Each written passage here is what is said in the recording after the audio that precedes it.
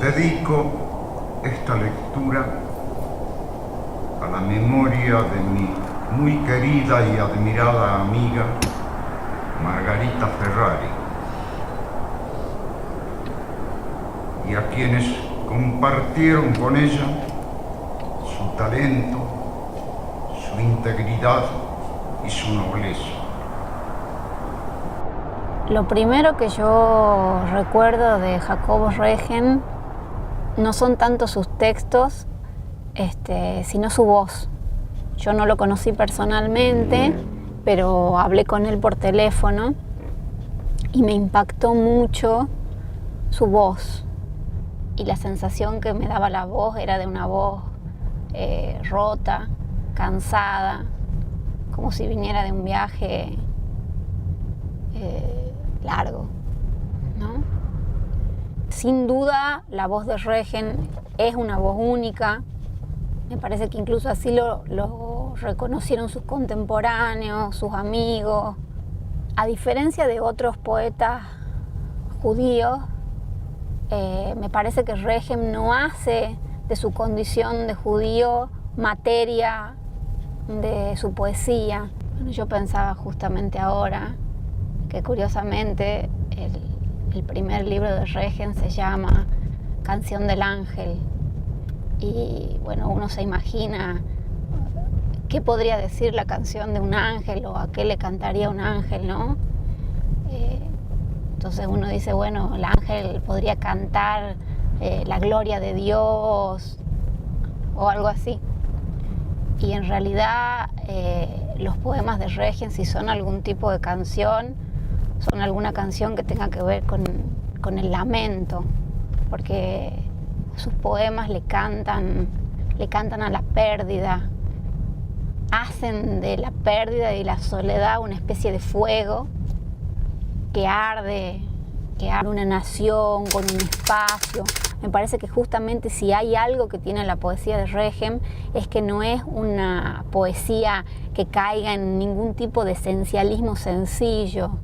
La tierra está vinculada con los muertos, con lo propio, está vinculada quizá también con esta idea bíblica de polvo eres y al polvo volverás, y al mismo tiempo el polvo es una cosa efímera como la condición humana, ¿no? Al polvo, a la tierra se la lleva el viento. Los poemas de Regen tienen esta cosa de la brevedad, tienen este tono sentencioso de la profecía, pero también, digamos, sobre todo lo que yo percibo en la poesía de él, quizá como un antecedente más explícito, es el romanticismo alemán, que también tiene esta pasión o este interés por la mística, por lo oscuro, por lo oculto, no por el costado como luminoso de la vida, o por el costado más claro de la modernidad que tiene que ver con la razón, con el progreso, con el orden, sino con esta cosa más oscura, más gótica si se quiere, ¿no?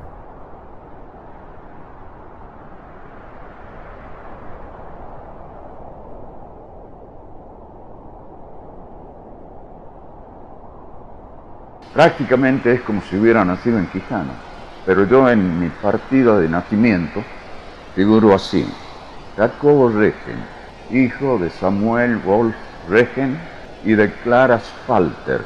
Nació el 5 de enero de 1935 a las 24:30. Era un personaje curioso, Jacobo, era un personaje bastante raro.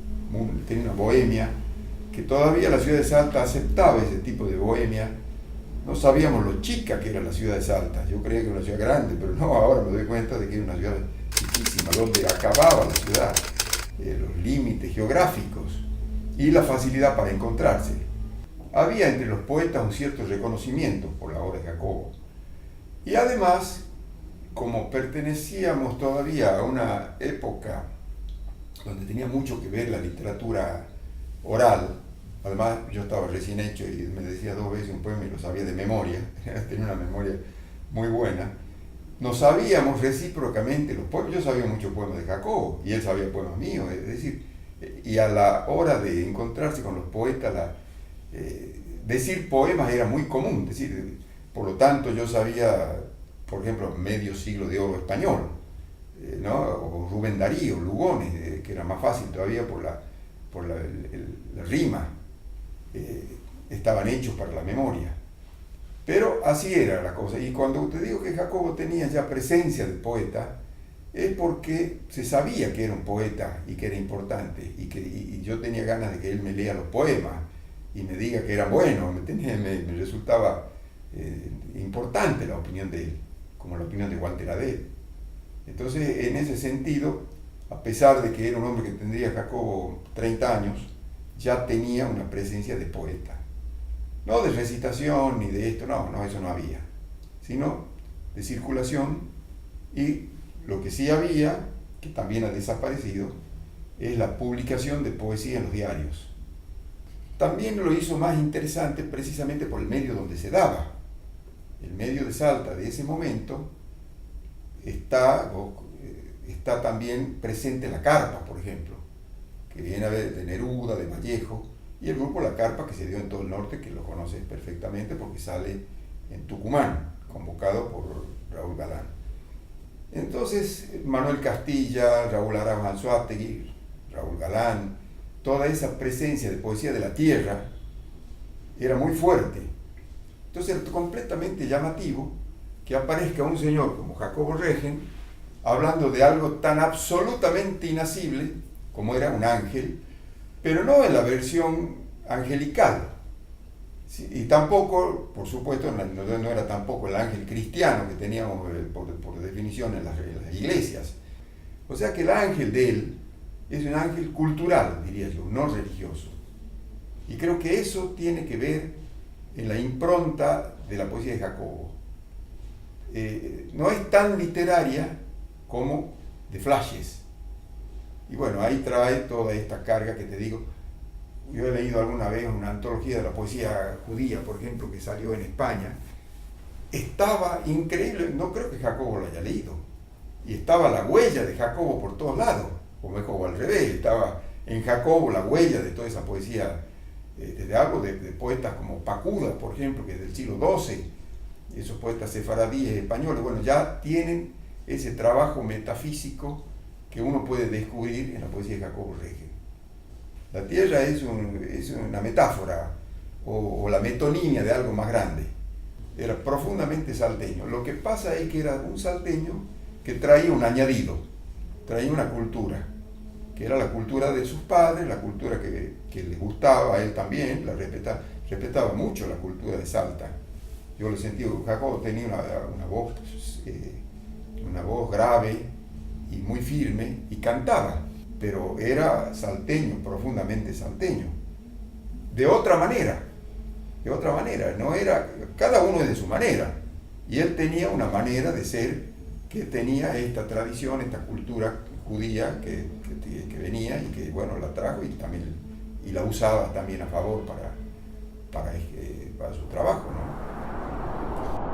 Margalito, me ganaste la apuesta, Margalito, y junto a la nostalgia siento la angustia de perderlo todo, como si el muerto fuera yo. Conmigo estás, el alba se derrumba en mis ojos y socava la tierra que nos une. Bajo la misma sombra nos veremos y no habrá más apuestas, Margalito. Jacobo es un ser único, absolutamente único, un ser profundamente espiritual. Si vos te vas por la casa de Arias Rangel, que es un museo en Salta, una casa colonial hermosa, en el centro de Salta, al fondo hay una estatua de un ser que está más o menos así, si no me equivoco, que es claramente Jacobo Regen. Pero no dice Jacobo Regen, dice el poeta. Es una escultura del Toquiche Mayashi, un gran escultor que tuvimos en Salta. Se llama el poeta, porque su aspecto, él no puede ser sino poeta. Entonces, ¿cómo es un ser espiritual, un ser que respira poesía, sabio, callado, no habla más de lo necesario, sonríe poco, a pesar de que tiene un gran sentido del humor. Un gran lector, un enorme lector. Él vive más de noche que de día, siempre leyendo o escribiendo. Es un ser angelical. Y Juan puede ser angelical, pero en el sentido opuesto, puede ser demoníaco. A veces es un ángel refulgente, es un ángel que te emociona por toda la vida, la nobleza, el espíritu, y a veces es un ángel caído, abatido, profundamente desolado. Creo que tiene una sensibilidad tan tremenda, tan exquisita, que cualquier cosa de lo injusto de este mundo, en lo social, lo perturba enormemente y cae, pero cae, ¿no? Creo que es la visión del mundo que él tiene, y que en parte es así, ¿no? Él tiene su segundo libro, se llama Umbroso Mundo, o sea, mundo sombrío. Él ve o veía el mundo de esa manera. Y al mismo tiempo tiene tanta ternura, hasta en su desolación hay tanta ternura, que te hace leerlo, y leyendo una poesía desolada, tu corazón se inflama, tu espíritu se agiganta. Por eso que Ángel es a veces refulgente, espléndido, y a veces abatido. Pero al mismo tiempo, por momentos, tiene estos poemas elegíacos tan... A su madre, yo sinceramente creo que es uno de los más grandes poemas elegíacos de la literatura hispanoamericana. Pero todos sus poemas elegíacos a Walter Adet, a Pipo Ferrari, que era... a Margarita Ferrari, que fue su gran amor de madurez. Jacobo, en 1980, organiza en la Sociedad Israelita de Salta un recital de poesía salteña, pero con los poetas diciendo sus poemas. Esa fue la última vez que lo vimos y lo escuchamos a Manuel J. Castilla, porque poco después muere. Eso es más o menos por junio, julio del 80. Jacobo lee allí su elegía a su madre, que es una maravilla. Se le acerca una mujer conmovida a felicitarlo, a agradecerle, y Jacobo queda impresionado por el aura que destilaba esta mujer, el porte que tenía. Y poco después comienza una relación amorosa que de madurez. Ella era la profesora Margarita Ferrari, una profesora de literatura francesa, un ser muy culto, y el poeta, que duraría hasta la muerte de Margarita. Eso fue en 1980, hasta el 2002 que Margarita muere.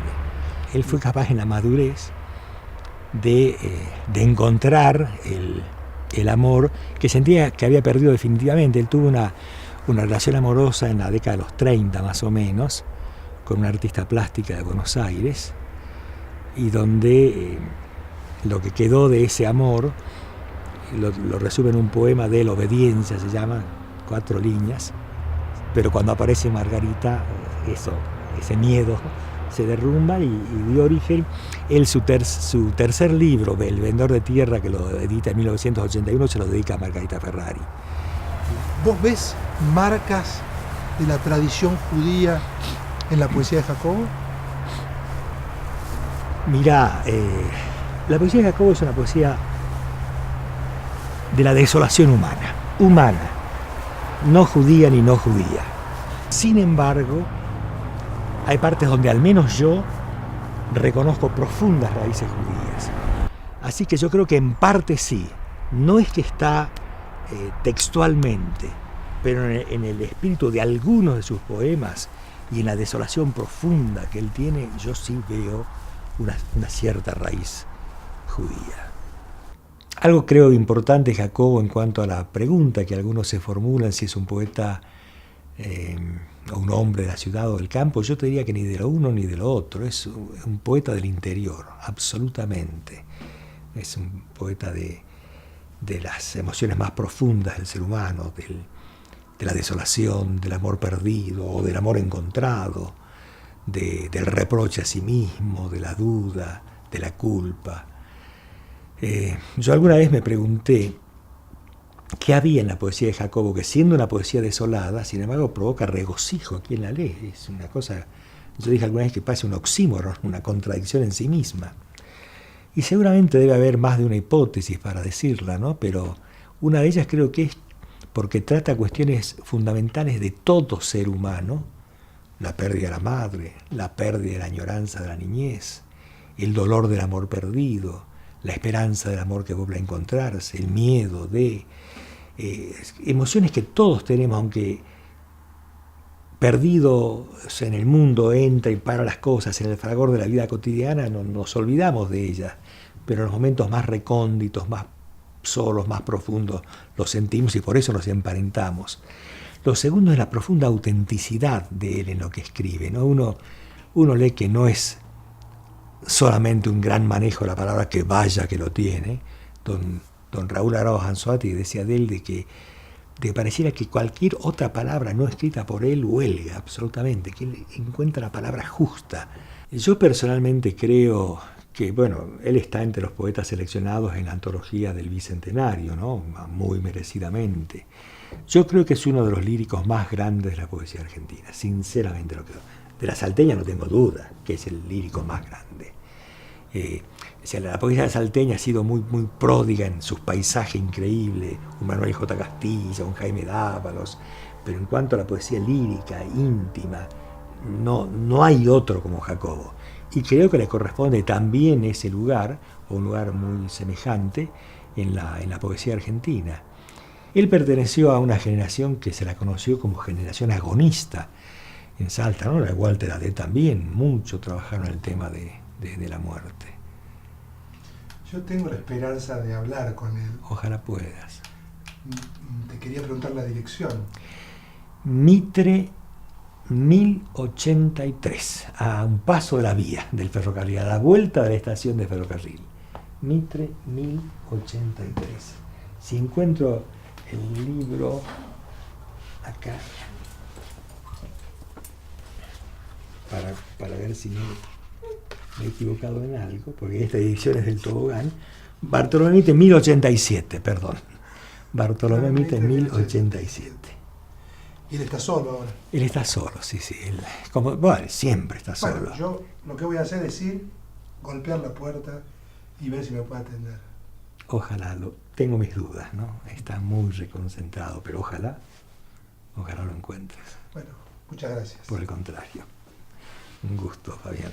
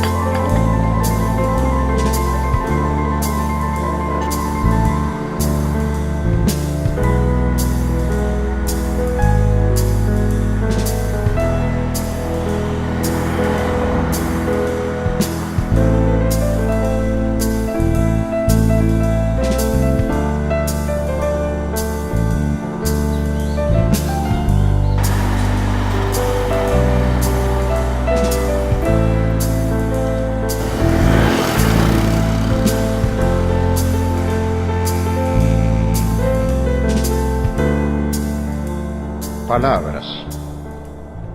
Solo te pido que recuerdes la luz de aquel amanecer que hemos amado tanto. He derrochado contigo tantas palabras que creíste ciertas, que palpitaban, que vivían, y amé en ti mis palabras. Cuando dejé de amarlas, te perdí. Jacobo para mí tiene esa magia de manejar el verso medido, si bien hay 2 sonetos nomás en su antología, sonetos digo como debe ser el soneto, ¿no? En este caso en decasílabos y con el rigor de la rima y toda su sustancia, pero él tiene en no menos de 13, 14 poemas de esa misma antología, lo que yo entiendo o lo que yo descubro, sonetos hechos reducidos, digamos, ¿no? Para ponerlos de alguna manera. De golpe hay un cuarteto perfecto de un soneto, con la rima A, B, B, A, estrictamente en decasílabo, que sin embargo termina ahí. Es ese primer cuarteto, el soneto en sí, el poema, el verso libre en sí, manifestado de esa manera. Me gustaría leerlo porque está dedicado al Teuco, pero dice: sé dura, oh luz, conmigo, no regañes a flor de piel, inquiere, lo que en el fondo busca tu castigo y sin descanso hiere. Hiere profundo, profundo, que es mucho lo que perdí rodando, no por el mundo, sino por dentro de mí. Y ahí encontramos nuevamente la rima. La rima está hecho esto, todo tiene una rima perfecta, sin embargo escapa eso de la forma y te está diciendo muchísimo con esta fantástica rima. Y te está reconociendo que su mundo es interior, tal vez por eso su ostracismo, esto de viajar por su cabeza sin moverse y lograr lo que puede lograr diciendo desde esa profundidad, ¿no? Tal vez, se me ocurre en este momento, tal vez el humor de Jacobo estaba más fuera de su casa, en las mesas de café, en las charlas con amigos, donde surgía la ironía y la risa como vínculo de una charla. Pero creo que al dejar ese momento, él entraba en sí mismo, hurgaba en sí mismo y lograba sacar de sí esa gran fuente de agua pura.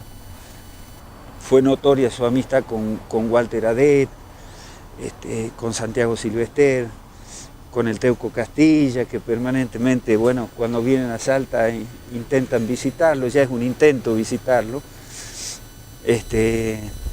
pero porque sigue estando, pero bueno, ya digo, sus tiempos son tan distintos que a veces no coincide la hora en que uno va y que trata de verlo, pero sí, ha tenido un gran vínculo con Miguel Ángel Pérez también. Hay muchas anécdotas de todos ellos juntos, ¿no? Esto del ángel está muy representado en él desde ese poema y fue una imagen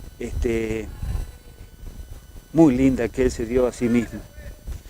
Si yo tendría que catalogarlo con otra palabra que no sea ángel, yo utilizaría para mencionarlo la palabra ternura, que tiene mucho que ver con un ángel. Es una rarísima sensación la de golpear, saber que esté y no poder conversar con él. Que nos pasa mucho, yo con muchos amigos, poetas o artistas de alguna manera me dicen: che, voy a lo de Jacobo, golpeo, no atiende, y sí, a lo que hay que acostumbrarse.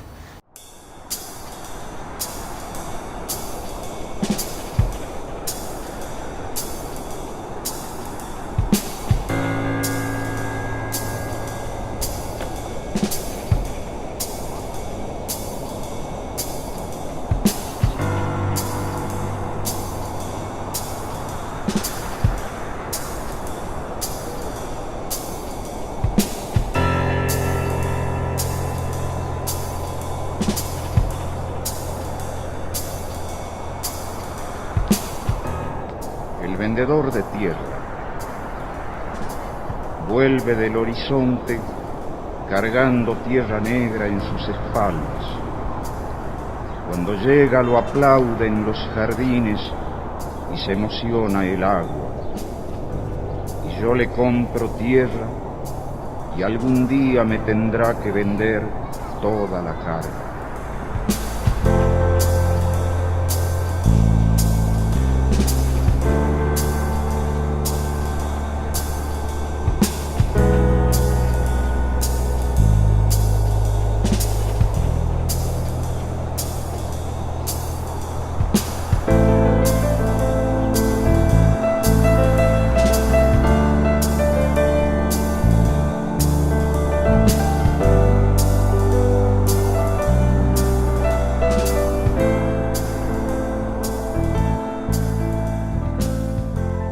¿Conocí a Jacobo?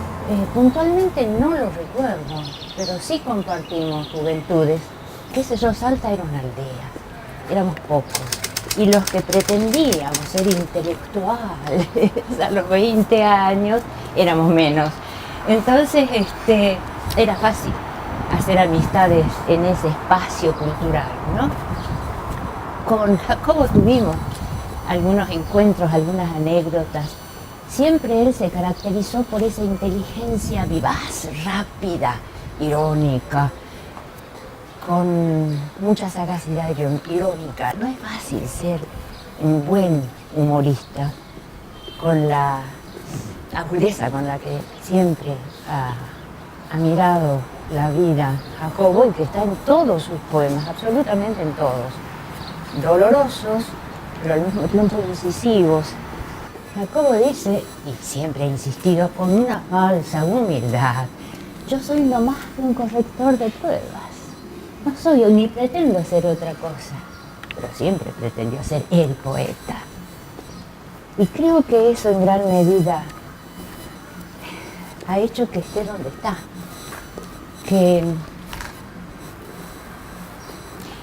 se hunda en la palabra porque no puede encontrar la palabra. Es un buscador incansable del secreto del lenguaje como constitutivo de la vida misma, ¿no? Por eso su escasez.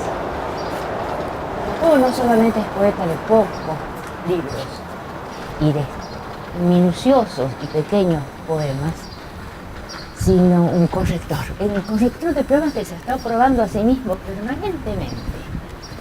Ese Jacobo que a veces, o todos los días, estaba en un bar de acá, en los alrededores de la estación, en épocas en que esto no era un corredor turístico, escribiendo en servilletas de papel sus poemas que metía en cualquier bolsillo y que después perdía. Por ahí los reencontraba y se dedicaba a pulirlos, desechar el ripio de ir desnudando el poema para darle densidad y altura al mismo tiempo, ¿no? Intensidad y altura, dice por ahí Raúl a propósito de la poesía de Jacobo. En fin, dos generaciones interesantemente vinculadas en Salta, ¿no? La de la carpa y la de 60. Tal vez la época que yo recuerdo de mi vida más cerca de Jacobo fue en los 80, cuando ambos estuvimos operando en la comisión bicameral para la edición de autores salteños. Ahí él trabajaba como corrector de pruebas, es decir, el que armaba los libros, y yo estaba trabajando con Aparicio y con el Negro Araos como comité académico. Fueron años muy interesantes, muy interesantes. Y ahí Jacobo es el que dio forma a esta publicación, La región El País, ensayo sobre poesía salteña actual de los 80. Este libro en realidad es, desde mi punto de vista, un regalo amoroso de David Zloty para Jacobo y para todos los que acceden a este material, ¿no? Cómo todo eso está atravesado en general por una filosofía existencial que es como se caracteriza al existencialismo, ¿no? Esta especie de estado agónico, de este ser que no llega a ser, de esta búsqueda incansable para llegar siempre a la nada. No, muy heideggeriano por ahí a veces. Pero es un ángel que a su vez escribe El vendedor de tierra, y es esta tierra. ¿Y dónde está esta tierra? Está en las dedicatorias y está en ese poemita breve que se llama El vendedor de tierra. Viene cargando tierra negra en sus espaldas. Son nuestros vendedores de tierra en la calle que siguen ofreciendo a los gritos en las siestas salteñas la bolsa de tierra negra, señora, para su jardín. Y esa tierra que alguna vez se la tendrán que dar toda a él. Y eso está escrito, yo diría, en la madurez, pero no todavía en la decadencia. Está presente la tierra, está presente en las dedicatorias. A Manuel, a Raúl, a Santiago, a todos esos contemporáneos, y no todos, algunos no todos contemporáneos, que él ha leído con mucha fruición y mucho detenimiento. Y aún en algunos casos criticándola. Porque él siempre se ha sentido como que estaba más allá de lo que se ha venido escribiendo. Él tiene una retórica muy propia, muy propia. No hay antecedente en la literatura regional, yo diría del NOA, y no tiene tampoco seguidores. Hay como una especie de performance, de transformación en la biografía de Jacobo, que nace con ese ímpetu angelológico, ¿no? Ser un ángel, esta figura de ascenso, de transparencia, de luz, de búsqueda. Yo quiero hacer eso.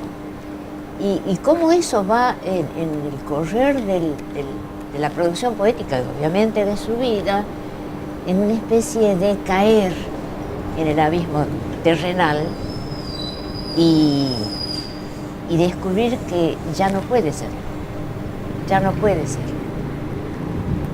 Lo dice sobre todo al final, lo cierra en ese poema que se llama Intemperie, ¿no? Haz que el silencio mío, ya de piedra, recuerde sus oscuros lagrimales y llore con la música que antaño se desnudaba trémula en un ángel. Es decir, él se cierra a sí mismo como potencialidad, como que la vida le ha sido un transcurrir hacia el desengaño, y él lo ve como muerte en vida, que es un poco la metáfora de su propia existencia. Él busca la luz, pero no puede abandonar la sombra, este mundo sombrío, el umbroso mundo. Y todo ese libro es sombra, es no poder salir del barro de la vida. Yo tengo interés en conocerlo, en hablar con él. ¿Vos crees que me atenderá? No creo. Es una lástima, pero la única persona que podía abrir la ventanita de la casa de Jacobo para que otro entre era Margarita. Haré el intento. Sí, siempre hay que probar. Quién sabe, a lo mejor lo encuentras en un buen día y se deja.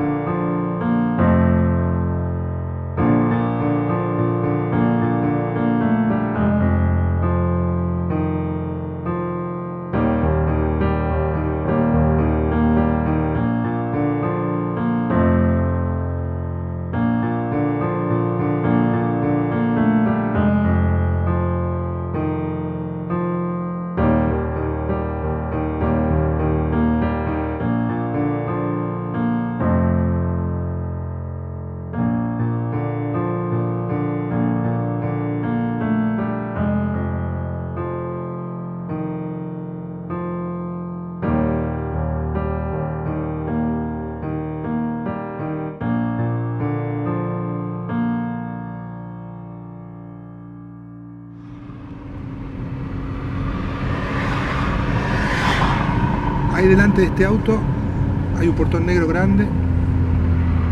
Bueno, ya estamos.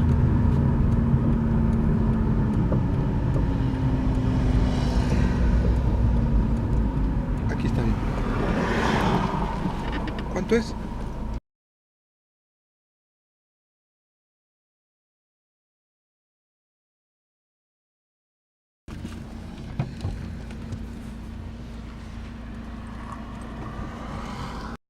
Serenamente digo, soy un ángel y me debes creer.